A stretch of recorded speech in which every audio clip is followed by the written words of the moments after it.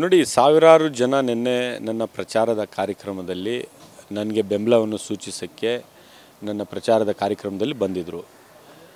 ನಟಿ ಖುಷ್ಬೂ ಅವರು, ನಮ್ಮ ಪಕ್ಷದ ನಾಯಕಿಯವರು ತಮಿಳುನಾಡಲ್ಲಿ, ಅವರು ಕೂಡ ಅಲ್ಲಿಗೆ ಬಂದಿದ್ದರು.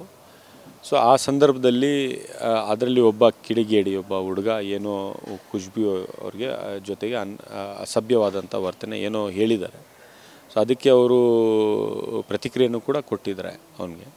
ನನಗೆ ಅದು ಆವಾಗ ಗೊತ್ತಾಗಿಲ್ಲ, ಯಾಕಂದರೆ ನಾನು ಪ್ರಚಾರದ ಗಾಡಿ ಮೇಲೆ ಇದ್ದೆ. ಆಮೇಲೆ ಖುಷ್ಬೂ ಅವರು ನನ್ನ ಜೊತೆಗೆ ಹಂಚ್ಕೊಂಡಿಲ್ಲ. ಅದು ಭಾಳ ಜನ ಇದ್ದರು, ಭಾಳ ನಾವು ಬ್ಯುಸಿ ಇದ್ವಿ. 3:30ಗೆ ಪ್ರಚಾರದ ಕಾರ್ಯಕ್ರಮ ಶುರು ಆಗಿದ್ದು, ರಾತ್ರಿ 10 ಗಂಟೆವರೆಗೂ ನಡೀತು. ಸೊ ಇಂಥ ಸಂದರ್ಭದಲ್ಲಿ ಖುಷ್ಬೂ ಅವರು ನನ್ನ ಜೊತೆಗೆ ಹಂಚ್ಕೊಂಡಿಲ್ಲ. ನಿಮ್ಮ ಸುದ್ದಿವಾಹಿನಿಯಿಂದ ನನಗೆ ತಿಳಿಸಿದಾಗ ನಾನು ಫೋನ್ ಮಾಡಿ ಕೇಳಿದೆ ಖುಷ್ಬೂ ಅವ್ರಿಗೆ, ಏನು ಈ ಥರ ಆಯ್ತಂತೆಲ್ಲ, ನೀವು ನನಗೆ ಆಯ್ತಾ ಏನಾದರೂ ಅಂತ. ಹೌದು, ಆವಾಗ ಕನ್ಫರ್ಮ್ ಮಾಡಿದ್ರು.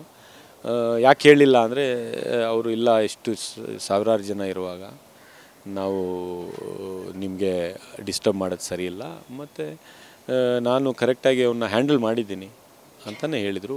ಯಾರೇ ಇರಲಿ, ಒಂದು ಮಹಿಳೆಯ ಜೊತೆಗೆ ಆ ರೀತಿಯ ವರ್ತನೆ ಮಾಡ್ತಕ್ಕಂಥದ್ದು ಖಂಡನೀಯ. ಯಾರಿಗೂ ಅಧಿಕಾರ ಇಲ್ಲ.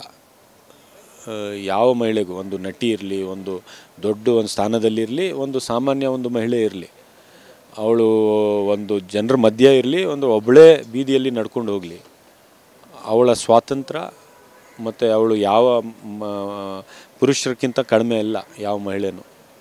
ಇಂಥ ಮನಸ್ಥಿತಿ ಇರ್ತಕ್ಕಂಥವ್ರಿಗೆ ಸಮಾಜದಲ್ಲಿ ಒಂದು ಕಡಿವಾಣ ಹಾಕಿ ಶಿಕ್ಷೆ ಆಗಬೇಕು ಅಂತ.